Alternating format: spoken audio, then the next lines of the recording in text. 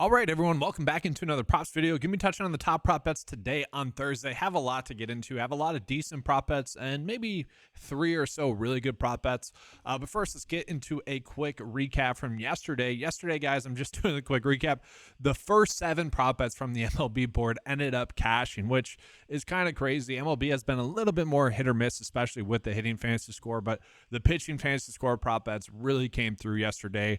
I told you guys to use Logan Webb on Underdog as well because we were getting a nice edge. If you guys use that, obviously you cash there as well. The bet of the day did go 4 for 6, but I ended up having a much better day. I know a lot of people in the 9 to 5 Discord chat had a really awesome day as well. Kind of my way of saying, though, like, don't be surprised if the MLB prop bets are not as good today, just simply because yesterday was a very awesome day in terms of the edges that we had, and it ended up being, pretty solid. I mentioned you could do the Day of the Cruz Rogers stack. That one ended up working out. So a very good day. Been a very solid, past 5 or so days here now.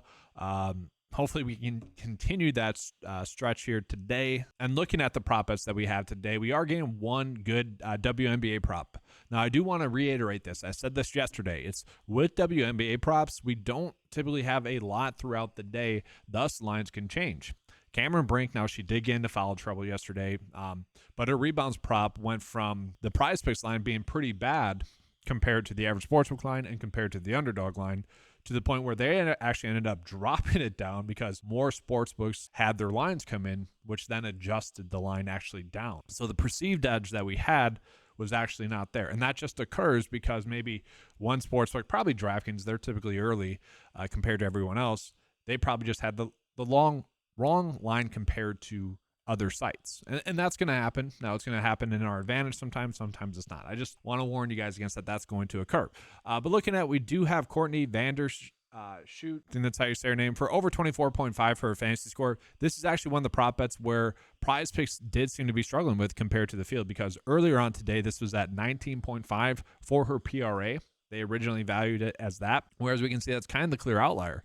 And so if we compare her average sportsbook line, the projection, and probably what would be the underdog line, I mean, if she's at 21.5 points, rebounds, and assists, I would imagine if the underdog props come out for fantasy score, that her line is going to be higher. So that's seemingly a good edge that we have right now for underdog. And then in the NBA, we are getting some good prop bets as well.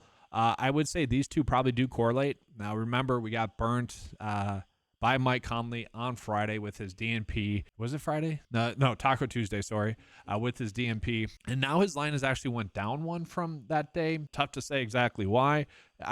I do feel like they missed him. And so at 25, this is seemingly a decent edge.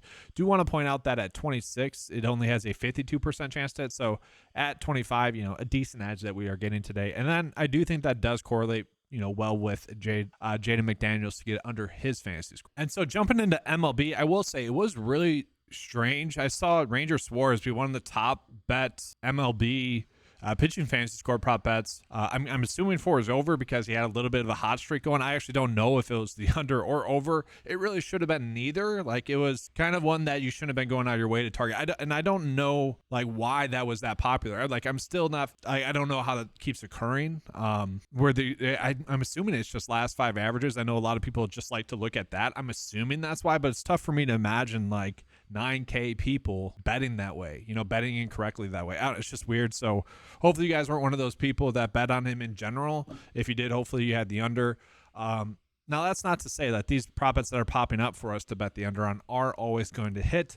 I mean, look at this one. So Javier, this is one that I do worry about maybe potentially not hitting. And this is just all about making the best decision possible, guys. Like, literally had a 6-8 day stretch in there where it was kind of rough, kind of hit or miss. And now the last 4 days, really solid.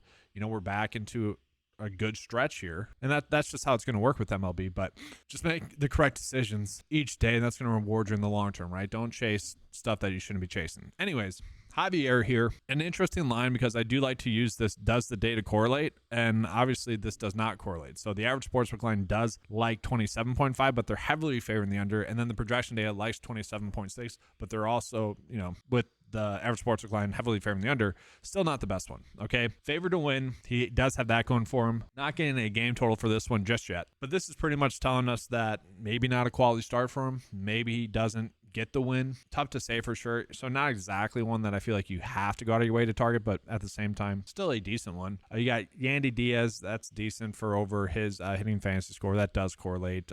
Torres for under 1.5 hits, runs, RBIs. That's a good EV bet. Not sure if that's going to be there by the time most of you guys get in here. And then we do have Joe Ryan. This game does start earlier though. Just as an FYI, this is a good one for his under fantasy score. Now, he is my fantasy pitcher in baseball, so I don't want the under here. But 33.5, we can see compared to underdog. Well, underdog's kind of the outlier. Maybe a little bit of a hedging opportunity there, but the line is favored at the under at about 33.5. So the average sportsbook line does seem to be spot on here, but they are heavily favoring the under. So take that for what it's worth. Decent one, but that's where we're getting good prop bets today, just not like elite ones. Like yesterday just did feel like a sneaky good day. Today just kind of, I don't want to say it's a light day, but it's not a day that I need to go crazy with. I'm just doing a bunch of smaller bets today, whereas yesterday it was more heavy bets. I do want to talk about a couple of prop line differences that we are getting in golf. Now this could change by the time the prop line differences that we are getting are John Rahm, Sungjae, and Matt Fitzpatrick, Tom Kim. And this is going to be for their fairways hit, okay? So you could potentially take advantage of those. And those are all small little, adjustments that I did, where betting Sungjae under, betting Tom Kim under, just kind of pairing those two together so that PrizePicks isn't greatly reducing the payout by doing a 3-slip, 4-slip bet, because PrizePicks does. When you do it on underdog, it doesn't really matter. They're not reducing the payout too much. And the reason why they do it is because that correlates pretty heavily, but I do expect them to be able to hit the fairways for the most part, so we should be good there. And then just real quickly looking at some prop line differences, we have one with tennis aces. Again, guys, this should not be happening. Tennis aces is kind of like golf when it's off by one. So we got one where you're betting the under on PrizePicks, you're betting the over on underdog, hoping for 4. Middles are not going to hit every single time, but when they do, it's pretty huge, obviously, right?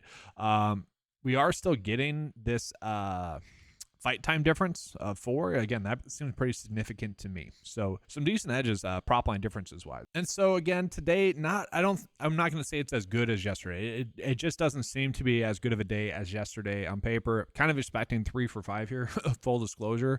We'll see. Obviously, can't always predict that stuff, but I feel like the last few slates I've been able to properly gauge expectations for the board, and that's kind of my thoughts today. So some good edges here. Hope you guys took advantage of the last few days. Hopefully we have a good day today. If not, we got Flex Friday on the horizon tomorrow, so be on the lookout for that video tomorrow. That's gonna be all for today's video. Make sure to give a like and subscribe to the channel. Do appreciate that. Hit that thumbs up. If you guys want access to any of the tools that you saw in this video, head on over to 9to5sports.com. They're available for just $10 a month. Thanks for watching, and as always, let's keep cashing.